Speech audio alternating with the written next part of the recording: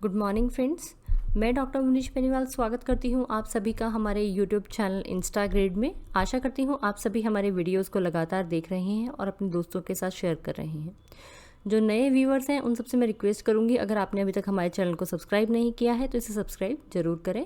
Current affair daily dose series में आज हम डिस्कस करेंगे 21 अगस्त 2020 के टॉपिक्स को। दोस्तों, करंट अफेयर टुडे का हमारा आज का पहला क्वेश्चन है, हाल ही में भारतीय डाक विभाग ने स्वतंत्रता दिवस के अवसर पर एक पोस्टेज स्टैम्प रिलीज़ की है। इस स्टैम्प पर यूनेस्को वर्ल्ड हेरिटेज साइट को डिपिक्ट किया है। इस स्टैम्प में कितनी यूनेस्को वर्ल्ड हेरिटेज साइट्स को डिपिक्ट किया है? और इसका सही आंसर है 5 हेरिटेज साइट्स को। हाल ही में इंडियन पोस्ट यानी भारतीय डाक के द्वारा 74th इंडिपेंडेंस डे के उपलक्ष्य में 15 अगस्त 2020 को भारत में स्थित यूनेस्को वर्ल्ड हेरिटेज साइट्स के 5 स्मारक पोस्टेज स्टैम्प और एक मिनिएचर शीट को जारी किया है। और ये जो 5 कल्चरल साइट्स जिन्हें डिपिक्ट किया गया है इन द स्टेम, इनके नाम इस प्रकार हैं। पहला है हिस्टोरिक सिटी ऑफ अहमदाबाद, दूसरा है churches and convents of Goa, next है groups of monuments at Pattadakal, next है खुजराहो ग्रुप ऑफ मॉन्यूमेंट्स, और फिफ्थ जो है वो इसमें है कुतुब मीनार। इसी के साथ इस टॉपिक से हमारे पास कुछ इंपॉर्टेंट क्वेश्चंस हैं। हमारा पहला इंपॉर्टेंट क्वेश्चन है यूनेस्को का हेडक्वार्टर कहाँ स्थित है? और इसका सही आंसर है पेरिस, फ्रांस में। दूसरा क्वेश्चन हमारे पास में आता है, यूनेस्को के हेड यानी प्रमुख कौन है? और इसका आंसर है एड्रे अजौले। नेक्स्ट हमारे पास में है, यूनेस्को की स्थापना कब हुई थी? और इसका आंसर है 16 नवंबर 1945। कब हुई थी दोस्तों यूनेस्को की स्थापना? 16 नवंबर 1945 में। और अब इसमें सबसे इम्पॉर्टेंट क्वेश्चन, हमने इतना सब डिस्कस किया अबाउट यूनेस्को, बट क्या सबको पता है यूनेस्को की फुल फॉर्म क्या है? यूनेस्को की फुल फॉर्म है United Nations Educational, Scientific and Cultural Organization. क्या है दोस्तों यूनेस्को की full form? United Nations Educational, Scientific and Cultural Organization. दोस्तों, current affair daily dose series का हमारा अगला क्वेश्चन है, हाल ही में कोरोना वायरस से लड़ने के लिए defence institute of advance technology ने प्रोडक्ट्स लॉन्च किए हैं, उनका क्या नाम है? और इसका सही आंसर है पवित्रा पति और अशुदा तारा, दोनों ही प्रोडक्ट्स को लॉन्च किया है। हाल ही में defence institute of advance technology ने कोविड-19 से निपटने के लिए अपने 2 प्रोडक्ट्स को लॉन्च किया है, जिनका नाम है पवित्रा पति और अशुदा तारा। और पवित्रा पति जो है ये एक ayurvedic based biodegradable face mask है जो एक्ट करेगा as a virus neutralizer in order to provide resistance against the bacteria and virus. और ये जो मास्क है ये इजीली अवेलेबल है on online platform such as Amazon and Flipkart. और इसी के साथ जो अशुदा तारा जो सेकेंड प्रोडक्ट है जिससे डेवलप किया है defence institute of advance technology ने, ये एक एंटी माइक्रोबियल बॉडी सूट है जो बना हुआ है super hydrophobic breathing anti microbial comfort feeling properties के साथ। दोस्तों, हमारा आज का अगला क्वेश्चन है, हाल ही में एंजेला बक्सटन का निधन हो गया है, उनका संबंध किस खेल से है? और इसका सही आंसर है टेनिस। पूर्व ब्रिटिश टेनिस प्लेयर और 2 बार विजेता, 2 time grand slum double champion and equal right विजेता एंजेला बक्सटन का निधन हो गया है। और इन्होंने 1956 में रोलैंड गैरस और विंबलडन दोनों में ही एल्थिना गिब्सन के साथ में वुमेन डबल्स को जीता था। दोस्तों हमारा आज का अगला क्वेश्चन है, हाल ही में सरकार ने सरकारी नौकरियों के रिक्रूटमेंट प्रोसेस को पूरा करने के लिए एक एजेंसी गठित की है। इस एजेंसी का क्या नाम है? और इसका सही आंसर है नेशनल रिक्रूटमेंट एजेंसी। हाल ही में यूनियन कैबिनेट ने नेशनल रिक्रूटमेंट एजेंसी के गठन की मंजूरी दे दी है। और ये जो नेशनल रिक्रूटमेंट एजेंसी है, इसका मेन उद्देश्य जो है वो सेंट्रल गवर्नमेंट जॉब्स यानी केंद्र सरकार की नौकरियों की भर्ती के लिए परिवर्तनकारी सुधार लाना होगा। और जो नेशनल रिक्रूटमेंट एजेंसी है, इसमें ministry of railway, ministry of finance, department of financial services, SSC, RRB as well as IBPS के सदस्य जो हैं वो शामिल होंगे। एनआरए जो है ये एक स्पेशल बॉडी होगी which will offer state of the art technology and best practices to the field of central government recruitment. और भारत सरकार ने नेशनल रिक्रूटमेंट एजेंसी के लिए 1517.57 करोड़ रुपए की मंजूरी दे दी गई है। दोस्तों current affair daily dose series का हमारा अगला क्वेश्चन है, हाल ही में लॉन अगेंस्ट सिक्योरिटीज़ फैसिलिटी किस बैंक में लॉन्च की है? और इसका सही आंसर है येस बैंक।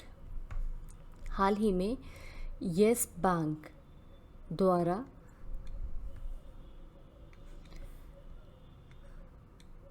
येस बैंक द्वारा अपने लॉन इन सेकेंड्स प्लेटफॉर्म के तहत एक unique digital solution lawn against securities को लॉन्च किया गया है। और लॉन अगेंस्ट सिक्योरिटीज़ जो है ये कस्टमर्स को इनेबल करेगी to avail loan facilities against the securities that they hold and the customers are required only to pledge the securities not to selling and not selling them. और इसी के साथ इस टॉपिक से हमारे पास क्वेश्चन आता है, who is the MD and CEO of yes bank? Yes bank के एमडी और सीईओ कौन है? इसका आंसर है प्रशांत कुमार। दोस्तों करंट अफेयर टुडे का हमारा अगला क्वेश्चन है, हाल ही में LVB DigiGo instant account opening facility किस बैंक ने लॉन्च की है? हाल ही में LVB DigiGo instant account opening facility किस बैंक ने लॉन्च की है? और इसका सही आंसर है लक्ष्मी विकास बैंक। हाल ही में लक्ष्मी विलास बैंक, यहाँ पे एक करेक्शन है, हाल ही में लक्ष्मी विलास बैंक ने अपने ग्राहकों को इंस्टेंट बचत खाता खोलने में सक्षम बनाने के लिए एक नई डिजिटल पहल LVB DigiGo लॉन्च की है। बैंक की इस नई पहल से लोगों को वेबसाइट के माध्यम से जो भी ज़रूरी बैंकिंग सेवाएं हैं उनका तुरंत लाभ उठाने में मदद मिलेगी। और कोई भी लक्ष्मी DigiGo कस्टमर जो है he or she can visit the nearest LVB branch and convert his or her Lakshmi DigiGo account to a fully featured regular account of choice and avail checkbook, debit card and host of other facilities। इसी के साथ इस topic से हमारे questions बनते हैं, headquarter of Lakshmi Vilas bank कहाँ स्थित है? इसका आंसर है चेन्नई। नेक्स्ट मेरे पास में आता है लक्ष्मी विलास बैंक MD और CEO कौन है? इसका आंसर है S सुंदर। क्या नाम है? S सुंदर। दोस्तों करंट अफेयर टुडे का हमारा अगला क्वेश्चन है, हाल ही में एशियन डेवलपमेंट बैंक ने रैपिड ट्रांजिट सिस्टम के लिए भारत को कितने बिलियन $US का लोन अप्रूव किया है? और इसका सही आंसर है $1 बिलियन। हाल ही में एशियन डेवलपमेंट बैंक ने भारत को हाई स्पीड 82 किलोमीटर लंबा Delhi Meerut Uttar Pradesh regional rapid transit system का निर्माण के लिए $1 बिलियन की राशि जो है वो लोन जो है वो अप्रूव किया है। और अगर हम इंडियन रुपीज़ में देखें तो इसकी राशि जो है वो है 7,485 करोड़ रुपए। और जो ट्रांजिट सिस्टम है इसका मेन एम है जो उत्तर प्रदेश के मेरठ को दिल्ली से जोड़ने वाले एनसीआर के जो जो डेंसली पॉपुलेटेड सेक्शंस हैं उनके बीच में कनेक्टिविटी को बढ़ाना, उनके बीच में यानी जो संपर्क है उसको बेहतर करने में मदद करना है। दोस्तों हमारा आज का अगला क्वेश्चन है, सद्भावना दिवस किस दिन मनाया जाता है? और इसका सही आंसर है 20 अगस्त को। हर साल 20 अगस्त को राजीव गांधी की बर्थ एनिवर्सरी के रूप में हर साल 20 अगस्त को राजीव गांधी की जन्म यानी बर्थ एनिवर्सरी को याद करने के लिए सद्भावना दिवस के रूप में मनाया जाता है। और इस साल 20 अगस्त 2020 को पूर्व प्रधानमंत्री राजीव गांधी की 76वीं बर्थ एनिवर्सरी सेलिब्रेट की गई है। और Indian National Congress instituted Rajiv Gandhi ji की मृत्यु के 1 साल के बाद यानी 1992 में से राजीव गांधी सद्भावना अवार्ड की शुरुआत की गई थी। दोस्तों current affair daily dose series का हमारा अगला क्वेश्चन है, भारतीय अक्षय ऊर्जा डे किस दिन मनाया जाता है? और इसका सही आंसर है 20 अगस्त को। इंडियन अक्षय ऊर्जा दिवस और रिन्यूएबल एनर्जी डे हर साल 20 अगस्त को सेलिब्रेट किया जाता है। और इंडियन अक्षय ऊर्जा दिन जो है वो सेलिब्रेट करने का मेन जो मोटो है वो है to mark the importance of renewable energy resources in India. Indian government जो है वो सभी लोगों को जागरूक करना चाहती है about the importance of development and renewable energy sources to provide the state with sustainable amount of energy. साथ ही साथ to promote awareness about renewable resources among peoples जिन्हें ज़्यादा नॉलेज नहीं है about renewable resources. Indian Akshay Urja day first time 2004 में celebrate किया गया था to support renewable energy development program and promote its use instead of traditional sources of energy. और सबसे पहले first event related to Akshay Urja Diwas was organized in New Delhi. और उस दिन 2004 में प्राइम मिनिस्टर मनमोहन सिंह ने एक डाक स्टैम्प भी रिलीज़ की थी।